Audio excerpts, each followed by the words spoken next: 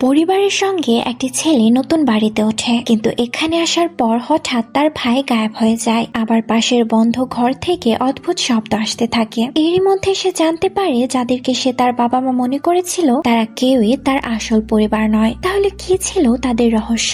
বলছিলাম 2017 সালে মুক্তিপ্রাপ্ত কোরিয়ান থ্রিলার মুভি ফরগটেনের কথা, যার IMDb-তে রেটিংস রয়েছে 10-এর মধ্যে 7.4। তো চলুন আর কথা না বাড়িয়ে শুরু করা যাক আজকের মুভির এক্সপ্লেনেশন।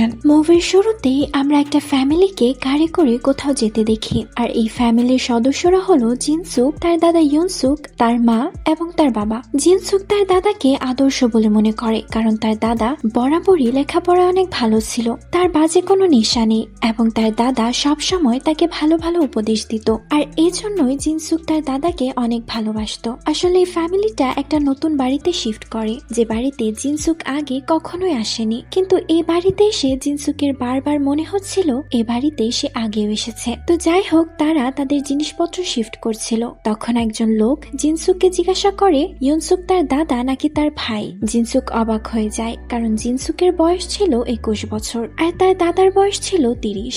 আর এই লোকটা এমন প্রশ্ন করার পেছনেও একটা গল্প আছে, যেটা আপনারা পরে বুঝতে পারবেন। তো যাই হোক, তখন সেখানে ইউনসুক চলে আসে আর সেই লোকটাকে নিচে পাঠিয়ে দেয়। তখন দেয়ালে একটা ক্যালেন্ডার টাঙালে সেটা দেখে আমরা বুঝতে পারি যে এটা 1997 সাল।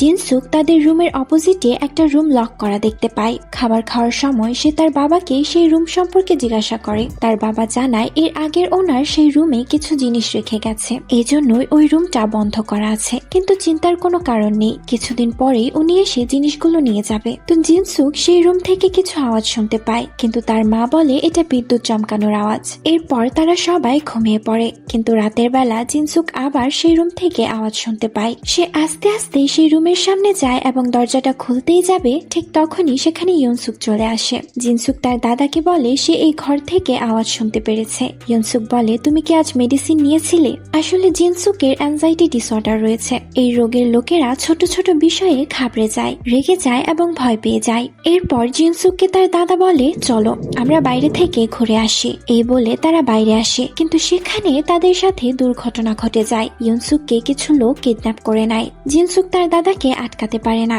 কিন্তু সেই গাড়ির লাইসেন্স প্লেটটা সে দেখে নেয়। জিনসুক দৌড়ে বাড়িতে এসে তার মা বাবাকে বলে যে ইউনসুককে কেউ কিডন্যাপ করেছে। এটা বলেই সে অজ্ঞান হয়ে যায়। পরের দিন জিনসুক পুলিশকে গাড়ির নাম্বার বলে, কিন্তু পুলিশ জানায় এই নাম্বারের কোনো গাড়ি এক্সিস্টই করে না। এইভাবে একের পর এক দিন কাটতে থাকে, কিন্তু ইউনসুকের কোনো খোঁজ তারা পায় না। 19 দিন কেটে যায় এবং তারপর একা একা ইউনসুক বাড়িতে ফিরে আসে। এটা দেখে সবাই খুশি হয়ে যায়, কিন্তু ইউনসুক এই 19 দিনের কোনো কিছুই মনে করতে পারে না। ডক্টররা বলে হয়তো তাকে ড্রাগস দিয়ে নেশার ঘরে রাখা হয়েছিল, কিন্তু চিন্তার কোনো কারণ নেই, তার আস্তে আস্তে সব মনে পড়ে যাবে। সেই রাতে হঠাৎ জিনসুকের ঘুম ভাঙলে সে দেখতে পায় তার দাদা বিছানা থেকে উঠে বাইরে চলে যাচ্ছে, আর তার কিছুক্ষণ পরেই সে মেইন গেট খোলার আওয়াজও পায়। জিনসুক কোনো কিছু না ভেবে আবার ঘুমিয়ে পড়ে। পরের দিন সকালে জিনসুক অ্যাংজাইটির ট্যাবলেটটা খেতেই যাবে, কিন্তু তখনই তার হাত থেকে সেটা পড়ে যায় আর সে ওষুধটা না খেয়ে ব্রেকফাস্ট করতে থাকে। সে তার দাদাকে জিজ্ঞাসা করে সে কাল রাতে কোথায় গিয়েছিল। ইউনসুক বলে কাল রাতে তো আমি কোথাও যাইনি। জিনসুক জোর দিয়ে বলে আমি গেটের আওয়াজটাও শুনেছি। ইউনসুক বলে তুমি হয়তো কোনো স্বপ্ন দেখেছো। এরপর জিনসুক তার দাদার পায়ের দিকে দেখে বলে তোমার পা ঠিক হয়ে গেছে? ইউনসুক বলে আমার সাথে মজা করা বন্ধ করো, না হলে খুব খারাপ হবে বলে দিচ্ছি। কিন্তু জিনসুক কোনো মজা করছিল না, যা আপনারা সামনেই বুঝতে পারবেন। তো সেদিন রাতে জিনসুক বই পড়তে থাকে আর তার দাদা তাকে গুড নাইট বলে ঘুমিয়ে পড়ে। জিনসুক পড়তে পড়তে টেবিলেই ঘুমিয়ে পড়েছিল। এরপর হঠাৎ করেই তার দাদা তার সামনে চলে আসে। এরপর একটা মেকানিক্যাল পেন নিয়ে সেটা জিনসুকের চোখের সামনে বারবার ক্লিক করতে থাকে, যেটা দেখে মনে হচ্ছিল ইউনসুকের তার ভাইয়ের প্রতি অনেক রাগ আছে, আর এজন্যই সে তাকে মারার জন্য এমনটা করছিল। কিন্তু সেই লিডটা ভেঙে যায় আর ইউনসুক পেন্সিল রেখেই সেখান থেকে বেরিয়ে যায়। আর আমরা দেখি জিনসুক তখন ঘুমায়নি, সে জেগেছিল আর সে সবটা বোঝার চেষ্টা করছিল। জিনসুক সে রাতে তার দাদার পিছু করতে থাকে। পিছু করতে করতে সে দেখতে পায় তার দাদার পা ঠিক হয়ে গেছে, কিন্তু সবার সামনে সে কেন নাটক করছিল সেটা সেটা সে বুঝতে পারে না। তার পিছু করতে করতে জিনসুক দেখতে পায় দুইটা লোক তার দাদাকে বস বলে ডাকছে। আর এই দুইটা লোক আর কেউ না, সেই লোক যারা পুলিশ সেজে তার বাড়িতে এসেছিল। কিন্তু সেই দুটো লোক তাকে দেখে নেয়। জিনসুক প্রাণপণে পালানোর চেষ্টা করে, সে পালাতে সক্ষম হয়, কিন্তু তখন তার দাদা তাকে বেহুশ করে দেয়। আর তখনই জিনসুকের ঘুম ভেঙে যায়, আর সে দেখতে পায় সে তার টেবিলেই আছে আর তার দাদা ঘুমাচ্ছে। জিনসুক তার দাদাকে দেখে ভয় পেয়ে যায়। ভয়ে সে নিজেকে বাথরুমে লক করে নেয়। ইউনসুক তাকে দরজা খুলতে বলে, কিন্তু জিনসুক দরজা খোলে না। সে বলতে থাকে, তুমি আমার দাদা না, তুমি অন্য কেউ। কাল রাতে আমি সব দেখে নিয়েছি। ইউনসুক বারবার বলতে থাকে, তুমি দরজাটা খোলো, দরজা খুলে আমার সাথে কথা বলো, কিন্তু জিনসুক তার দরজা কোনোভাবেই খোলে না। এর কিছুক্ষণ পর ইউনসুক সেখান থেকে চলে যায়। জিনসুক কোনো আওয়াজ না পেয়ে একটা লোহার পাইপ নিয়ে বাথরুম থেকে বেরিয়ে আসে। তখন ইউনসুক তার হাত থেকে পাইপটা ফেলে দেয় আর তাকে বোঝাতে থাকে যে সে অবশ্যই স্বপ্ন দেখেছে, কিন্তু জিনসুক তার কোনো কথাই মানতে রাজি না। তখন ইউনসুক তাকে বলে, তুমি কি কাল অ্যাংজাইটির ওষুধটা খেয়েছিলে? জিনসুকের মনে পড়ে যায় সে কাল ওষুধটা খায়নি, সেজন্যই সে স্বপ্ন দেখেছে। তাই সে তার দাদাকে সরি বলে। এরপর ইউনসুক প্রতিদিনের মতোই কাজে চলে যায়। জিনসুক তার সেই মেকানিক্যাল পেন্সিলটা নিচে পড়ে থাকতে দেখে, আর সে যখন পেন্সিলটা তুলে টেবিলে রাখতে চায় তখন সে দেখে টেবিলের ওপর তার লিডটা পড়ে আছে। আর সে বুঝে যায় যে কাল যা কিছু হয়েছে এটা তার স্বপ্ন না, তা আসলেই বাস্তব। আর তাই সে এই সবকিছু তার মাকে বলে। সে বলে, কিডন্যাপের পরে যে ইউনসুক ফিরে এসেছে সে আমাদের ইউনসুক নয়, সে অন্য কেউ। তার মা এসব শুনে ঘাবড়ে যায় এবং তার বাবাকে জানাতে চায়, কিন্তু জিনসুক এসব আগেই তার বাবাকে জানাতে নিষেধ করে। এরপর দেখানো হয় জিনসুক ঘুমিয়ে আছে। রাতে হঠাৎ করেই তার ঘুম ভেঙে যায়। সে যখন নিচে আসে তখন তার মাকে ফোনে কারোর সাথে কথা বলতে শোনে। সে শুনতে পায় তার মা বলছে, জিনসুক সব জেনে ফেলেছে, আমাদের যা করার সব তাড়াতাড়ি করতে হবে। আর তখনই দরজায় জিনসুকের পা লেগে আওয়াজ হয়। তার মা গিয়ে দরজা খোলে, কিন্তু তার আগে জিনসুক কোনো মতে লুকিয়ে পড়ে। এরপর তার মা ফোনে বলতে থাকে, কেউ আমাদের কথা শুনে ফেলেছে, আমি শিওর কেউ আমাদের কথা শুনে ফেলেছে, দাঁড়াও আমি উপরে গিয়ে দেখে আসি জিনসুক তার রুমে আছে কিনা। জিনসুক খুব ঘাবড়ে যায়। সে তাড়াতাড়ি করে বাইরের দেওয়াল দিয়ে কষ্ট করে তার রুমে ঢুকে যায় এবং শুয়ে পড়ে, কিন্তু বৃষ্টির জন্য তার পুরো শরীর ভিজে গেছে। তার মা যখন চাদর সরায় তখন দেখতে পায় জিনসুক ঘুমিয়ে রয়েছে। এটা দেখে তার মা সেখান থেকে চলে যায়। দরজা বন্ধ করার আওয়াজ শুনতে পেয়ে জিনসুক উঠে যায়, কিন্তু উঠে সে দেখতে পায় তার মা এখনো দাঁড়িয়ে আছে। তার মা তাকে বলে, তুমি তো ঘেমে গেছো, তোমার পুরো শরীরটাই ভিজে গেছে, তুমি ফ্রেশ হয়ে নাও। এই বলে সে বাইরে গিয়ে ফোনে কথা বলতে থাকে। সে বলে, জিনসুক আমার সত্যিটাও জেনে গেছে, তুমি তাড়াতাড়ি আসো, আমরা আর বেশি দেরি করতে পারবো না। অন্যদিকে জিনসুক তার বাড়ি থেকে পালাতে থাকে, কিন্তু তার সামনে তার বাবা চলে আসে। আর জিনসুক জানতে পারে তার বাবাও তার বিরুদ্ধে। জিনসুক বুঝতে পারে যে এরা তার পরিবার নয়। জিনসুক সেখান থেকে পালাতে থাকে আর তার পেছনে একটা ছেলেও দৌড়াতে থাকে তাকে ধরার জন্য।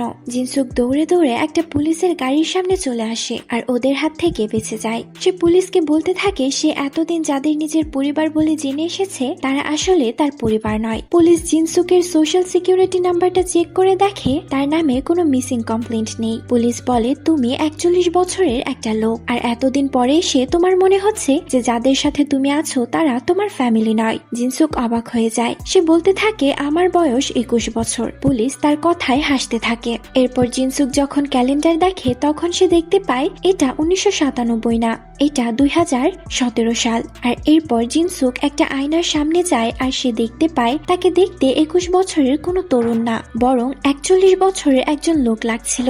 তখন সে বুঝতে পারে তার বাড়িতে শিফট হওয়ার সময় সেই লোকটা কেন জিজ্ঞাসা করেছিল ইউনসুক তার দাদা কিনা। জিনসুক অবাক হয়ে যায় আর তার মাথায় অনেক প্রশ্ন ঘুরতে থাকে। তার জীবনের এই 20টা বছর কোথায় গেল আর কেন তার কিছু মনে পড়ছে না। আর সেই লোকগুলোই বা কে যাদেরকে সে এতদিন নিজের পরিবার বলে ভাবছিল। আর সেই লোকগুলোই বা কে ছিল যাদেরকে সে এতদিন নিজের পরিবার বলে ভাবছিল। আর এই সমস্ত প্রশ্নের উত্তর জানার জন্য সে আবারও তার বাড়িতে চলে আসে। বাড়িতে আসার পর সে একটা গান শুনতে পায় এবং দেখতে পায় সেই ঘরের দরজাটা খোলা রয়েছে যেটা এতদিন বন্ধ ছিল। জিনসুক আস্তে আস্তে সেই ঘরে প্রবেশ করে এবং ঘরে ঢুকে দেখতে পায় সেই ঘরের ভেতর দুইটা ম্যানিকুইন পড়ে রয়েছে আর তাদের গায়ে রক্ত মাখানো রয়েছে। জিনসুক কিছুই বুঝতে পারে না, সে অবাক হয়ে যায়। আর তখনই সেখানে ইউনসুককে দেখতে পায়। সেই ইউনসুকের কাছে সমস্ত সত্যি জানতে চায়। ইউনসুক জানায় আজ থেকে 20 বছর আগে এই রুমেই দুইটা খুন হয়েছিল, এক মা আর তার মেয়ের। তাদের ফ্যামিলি পুলিশ কমপ্লেনও করেছিল, কিন্তু পুলিশ খুনিকে ধরতে পারেনি। এরপর একের পর এক বছর কেটে যায়, কিন্তু পুলিশ কোনোভাবেই সেই খুনিকে খুঁজে পায়নি। আর কোনো উপায় না পেয়ে সেই ফ্যামিলির লোক প্রাইভেট ডিটেকটিভ হায়ার করে, অর্থাৎ আমায় হায়ার করে। আমি খুঁজতে খুঁজতে তোমায় পেয়ে যাই, কিন্তু তোমার কাছ থেকে এটা জানতে পারি না খুনটা তুমি একাই করেছিলে নাকি আরো কেউ তোমার সাথে ছিল। তোমাকে অনেক টর্চার করেছি, কিন্তু অনেক টর্চার করার পরেও তুমি একটাই কথা বলতে থাকো যে তুমি কোনো খুন করনি।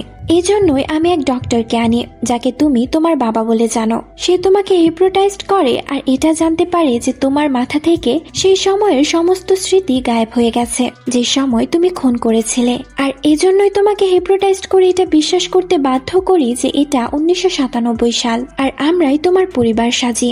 আমরা সেই রাতেই তোমাকে এই ঘরে আনতে চেয়েছিলাম সবকিছু জানার জন্য, কিন্তু সেদিন রাতে পুলিশ আমাকে অ্যারেস্ট করে নেয়, আর 19 দিন পর আমি ছাড়া পাই। তবে থ্যাংক গড যে তুমি সেটার অন্য মানে বের করেছিলে আর ভেবেছিলে আমাকে কিডন্যাপ করা হয়েছে। আমরা এই রুমটা সেই দিনের মতোই সাজিয়েছি যেদিন খুন হয়েছিল, যাতে তোমার সমস্ত ঘটনা মনে পড়ে যায়। আর এসব শোনার পর জিনসুক বলে, আমায় তোমরা মিথ্যা খুনের দায়ে ফাঁসাতে চাচ্ছ, আমি কোনো খুন করিনি। এরপর ইউনসুক জিনসুককে নিয়ে গাড়ি করে যেতে থাকে এবং বলে, তুমি কি এসব কোনো কিছুই বিশ্বাস করছো না? জিনসুক উত্তর দেয়, সবই বিশ্বাস করছি, কিন্তু এটা আমি কোনোভাবেই বিশ্বাস করতে পারবো না যে আমি কাউকে খুন করেছি। ইউনসুক জিনসুককে মারতে যায়, কিন্তু জিনসুক চলন্ত গাড়ি থেকে ঝাঁপ দেয় এবং সেখান থেকে পালাতে থাকে। ইউনসুক গাড়ি নিয়ে তার পিছু করতে থাকে, আর এভাবেই যেতে যেতে ইউনসুকের গাড়ি একটা গাড়ির সাথে ধাক্কা লেগে যায়, আর অ্যাক্সিডেন্টের ফলে ইউনসুক সেন্সলেস হয়ে যায়। জিনসুক এটা দেখে ঘাবড়ে যায় এবং আস্তে আস্তে মেইন রোডের সামনে চলে আসে, আর তখনই পেছন থেকে একটা গাড়ি এসে জিনসুককে ধাক্কা মারে, আর এর ফলে জিনসুক সেন্সলেস হতে থাকে আর তাকে হসপিটালে নিয়ে যাওয়া হয়। সেখানে জিনসুক অজ্ঞান হতে হতে তার একটা ফ্ল্যাশব্যাক দেখতে পায়। সে দেখতে পায় সে তার ফ্যামিলির সাথে রয়েছে, আর যখন একটা গাড়িতে করে তার ফ্যামিলির সাথে কোথাও যাচ্ছিল তখনই তাদের কার অ্যাক্সিডেন্ট হয়ে যায়, আর এই অ্যাক্সিডেন্টে তার বাবা মা দুজনেই মারা যায়, আর তার ভাই গুরুতর আহত হয়ে যায়, আর তাকে হসপিটালে অ্যাডমিট করা হয়। আর এভাবেই 6 মাস কেটে যায়। ডক্টর জিনসুককে বলে, 6 মাসের বেশি হয়ে গেছে, তোমার ভাই হসপিটালে অ্যাডমিট রয়েছে, আমরা আর বেশি দিন তোমার ভাইকে এভাবে চিকিৎসা করতে পারবো না, তার অপারেশন করাটা খুব জরুরি। সেই সময় কোরিয়ার অর্থব্যবস্থা ভেঙে পড়েছিল, আর সমস্ত সাধারণ মানুষই টাকার অভাবে ভুগছিল। জিনসুকের কাছে তার দাদার অপারেশন করার জন্য কোনো টাকা নেই। সে অনেকের কাছে চাকরির জন্য লোনের জন্য আবেদন করতে থাকে, কিন্তু সব জায়গা থেকে শুধুই রিজেকশনই পায়। এরপর জিনসুক ইন্টারনেটে একটা পোস্ট করে, আমার খুব টাকার দরকার, আমি খুব অনেস্ট ছেলে, যে আমাকে টাকা দেবে আমি তাকে সেই টাকা ফিরিয়ে দেব। আমার ভাইয়ের অপারেশন করানোর জন্য টাকার দরকার, আমি যে কোনো কাজ করতে রাজি আছি। আর এরপরেই জিনসুকের একটা মেসেজ আসে। সে দেখতে পায় একটা লোক তাকে জিজ্ঞাসা করছে, তোমার কত টাকা চাই? আমি দেব, শুধু আমার একটা কাজ করতে হবে। জিনসুক তাকে জিজ্ঞাসা করে, কি কাজ? সেই লোক তাকে বলে, একজনের খুন করতে হবে। জিনসুক হতবাক হয়ে যায়, সে কি বলবে বুঝতে পারে না। এরপর সেই লোক বলে, দুপুর পর্যন্ত তোমার ভাবার সময় দিচ্ছি, এরপর এই অফারটা আর থাকবে না। জিনসুক কিছুই বুঝতে পারছিল না, জিনসুক কি করবে কিছুই বুঝতে পারছিল না। একদিকে তার দাদার জীবন, যার অপারেশন না করলে সে বাঁচবে না, আর অন্যদিকে আরেকটা লোককে তার মারতে হবে, তার জীবন নিতে হবে। অনেক ভাবার পরে জিনসুক রাজি হয়ে যায় আর সেই লোককে টেক্সট করে। সেই লোক তার ফোনে কল করে তাকে অ্যাড্রেস দেয় আর বলে, সে বাড়িতে একজন মহিলা আর 2 জন বাচ্চা রয়েছে, তুমি শুধুই মহিলাটাকে খুন করবে, খেয়াল রাখবে যেন বাচ্চাদের কোনো ক্ষতি না হয়। এরপর জিনসুক সেই অ্যাড্রেসে চলে যায়। এটা আসলে সেই বাড়ি ছিল যেখানে বর্তমানে জিনসুক থাকে। জিনসুক সেই বাড়ির ভেতরে চলে যায়, কিন্তু কোনোভাবেই সেই মহিলার খুন করতে পারে না। সে কোনোভাবেই মেনে নিতে পারছিল না যে সে একটা খুনি। নিজের ভাইয়ের জীবন বাঁচানোর জন্য সে অন্য কারো খুন করবে, আর এজন্যই সে ফিরে আসতে থাকে। কিন্তু সেই মহিলা তখন তাকে দেখে নেয় আর চিৎকার করতে শুরু করে। জিনসুক বলে, আপনি চিৎকার করবেন না, আমি এখান থেকে চলে যাচ্ছি। মহিলাটি চুপ হয়ে যায়। জিনসুক বেরিয়ে আসতে থাকে, কিন্তু তখনই তার মেয়ে জিনসুককে ছুরি হাতে দেখে নেয়। সে ঘাবড়ে গিয়ে চিৎকার করতে থাকে আর উপরের রুমে চলে যায়। জিনসুক তার পিছু পিছু দৌড়াতে থাকে আর বলে, তুমি চিৎকার করো না, আমি এখনই চলে যাব। কিন্তু মেয়েটা চিৎকার করতেই থাকে আর অ্যাক্সিডেন্টলি জিনসুকের হাতেই ওই মেয়েটার খুন হয়ে যায়। জিনসুক কান্না করতে থাকে আর বলে, আমি বলেছিলাম চুপ করতে। আর তখনই সেই মহিলা সেই রুমে চলে আসে আর তার মেয়ের মৃতদেহ দেখে সেও চিৎকার করতে থাকে। জিনসুক কিছু না বুঝে তাকে চুপ করাতে চায় আর দুর্ভাগ্যবশত সেই মহিলারও তার হাতেই খুন হয়ে যায়। জিনসুক সেখান থেকে কান্না করতে করতে বেরিয়ে আসতে থাকে আর তখন একটা বাচ্চা ছেলে তাকে দেখে নেয়। তাকে দেখে ডাকতে থাকে আর জিনসুককে তার মায়ের কথা জিজ্ঞাসা করতে থাকে। জিনসুক তাকে বলে, বিছানায় গিয়ে চাদর মুড়ি দিয়ে 1 থেকে 100 পর্যন্ত 10 বার গুনো, আমি তোমার মাকে এনে দেব। ছেলেটি তাই করতে থাকে আর জিনসুক সেখান থেকে কান্না করতে করতে বেরিয়ে আসে। বেরিয়ে আসার সময় জিনসুক দেয়ালে একটা ছবি দেখতে পায়। সে দেখে এটা হচ্ছে সেই ডক্টরের ফ্যামিলি, যে ডক্টর তার ভাইয়ের চিকিৎসা করছেন। অন্যদিকে বাচ্চা ছেলেটি তার বাবাকে কল করে সব বলে দেয় আর তখনই জিনসুক সেখানে চলে আসে। ডক্টর তার গলা চেপে ধরে আর বলে, আমি তোমাকে বলেছিলাম যেন বাচ্চাদের কোনো কিছু না হয়, আমি শুধু মহিলাটাকে মারতে বলেছিলাম। আমার স্ত্রীর ইন্স্যুরেন্সের টাকা দিয়ে আমার ফ্যামিলিকে আমি রাস্তায় দাঁড়ানোর হাত থেকে বাঁচাতে পারতাম, কিন্তু তুমি আমার ফ্যামিলি, আমার মেয়েকে মেরে ফেলেছো। এসব বলতে বলতে ছাদের রেলিংটা খুলে যায় আর ডক্টর সেখান থেকে পড়ে মারা যায়। এরপর জিনসুক তার ঘরে বন্দি থাকে। সে ট্রমাটাইজড হয়ে পড়ে। সে এই সমস্ত ঘটনাকে তার মাথায় বন্দি করে ফেলে। জিনসুক এই স্মৃতিতে নিজেও ঢুকতে পারে না আর ভুলে যায় যে সে কোনো খুন করেছে। আর এখানেই ফ্ল্যাশব্যাকটা শেষ হয়ে যায়। জিনসুক দেখতে পায় সে হসপিটালের বেডে শুয়ে আছে আর তার কাছে ইউনসুক এসেছে। ইউনসুক বলতে থাকে, একটা মানুষের মরে যাওয়াটা কত কঠিন, তাই না? আমাদের দুজনেরই অ্যাক্সিডেন্ট হয়, কিন্তু আমরা দুজনেই বেঁচে আছি। এই কথা বলে ইউনসুক জিনসুকের স্যালাইনের মধ্যে একটা পয়জন ইনজেক্ট করতেই যাবে আর তখনই জিনসুক বলে ওঠে, ভিকটিমের পরিবারকে বলে দিও আমি খুব দুঃখিত, আই এম সো সরি। আর এই কথা শুনে ইউনসুক ইনজেকশনটা ফেলে দেয় আর বলে, তার মানে তোমার সবকিছু মনে পড়ে গেছে। তাহলে তুমি বলো, তুমি কি এই খুনে একাই ছিলে নাকি আরো কেউ ছিল? কেন তুমি সেই খুনটা করেছিলে? তুমি জানো খুনের পর সেই ছেলেটার সাথে কি হয়েছিল? তার আত্মীয়রা সমস্ত টাকা পয়সা সম্পত্তি নিয়ে নিয়েছিল আর সেই ছোট্ট ছেলেটাকে একটা অনাথ আশ্রমে রেখে এসেছিল। সেদিন থেকেই সে ঠিক করেছিল যে তার পরিবারকে খুন করেছিল সে তাকে খুঁজে বের করবেই। সেই রাতে কেন তুমি সেই ছোট্ট ছেলেটাকে খুন করলে না? কেন তুমি তাকে ছেড়ে দিলে? আর এসব শুনে জিনসুক বুঝে যায় যে যেই বাচ্চাটিকে জিনসুক মারেনি সে আর কেউ নয়, ইউনসুক নিজেই। অন্যদিকে ইউনসুক কান্নায় ভেঙে পড়ে আর কান্না করতে করতে সে জিনসুককে জিজ্ঞাসা করে, বাই এনি চান্স তার বাবা তাকে খুন করার অর্ডারটা দিয়েছিল কিনা? কারণ তার মায়ের কাছ থেকে খুনের কিছুদিন আগে তার বাবা অনেকগুলো ইন্স্যুরেন্স পেপারে সাইন করিয়ে নিয়েছিল। জিনসুক ইউনসুকের মুখের দিকে তাকিয়ে বুঝতে পারে এতটা বছর ধরে সে কতটা কষ্ট সহ্য করে যাচ্ছে। তাই নতুন করে সে ইউনসুককে জানাতে চায় না যে তার বাবাই তার মা আর বোনের খুনের পেছনে দায়ী। আর এজন্যই জিনসুক বলে, না, তার বাবা তাকে কোনো অর্ডার দেয়নি, সে নিজে এই খুনটা করেছে, সে একা ছিল। কিন্তু ইউনসুক জিনসুকের চোখের দিকে তাকিয়ে বুঝে যায় যে তার বাবাই এই অর্ডারটা দিয়েছিল। সে জিনসুককে বলে, তুমি কি আমায় এতটাই বোকা ভাবো যে আমি এটা বুঝতে পারবো না যে আমার বাবাই আমার মাকে খুনের অর্ডার দিয়েছিল? এরপর সে জিনসুককে বলে, অল দ্য বেস্ট। এই কথা বলে সে সেখান থেকে বেরিয়ে আসে। সেখান থেকে বেরিয়ে আসার পর সে ছাদ থেকে লাফ দিয়ে সুইসাইড করে। অন্যদিকে জিনসুক সেই পয়জনের ইনজেকশনটা নিজেই নিজের গায়ে ইনজেক্ট করে দেয় আর সেও সেখানেই মারা যায়। আর শেষে এটা দেখানো হয় কার অ্যাক্সিডেন্টের আগে জিনসুক তার ফ্যামিলির সাথে পার্কে ছিল আর সেই পার্কে ইউনসুকের সাথে তার দেখা হয়েছিল। তারা একে অপরের সাথে কথাও বলেছিল। আসলে সেদিন থেকে তাদের জীবনটা কানেক্ট হয়ে গিয়েছিল আর আজ 20 বছর পর তাদের জীবনটা একসাথে শেষ হলো। কিন্তু এখানে আসল দোষটা কার ছিল? কে আসল অপরাধী ছিল?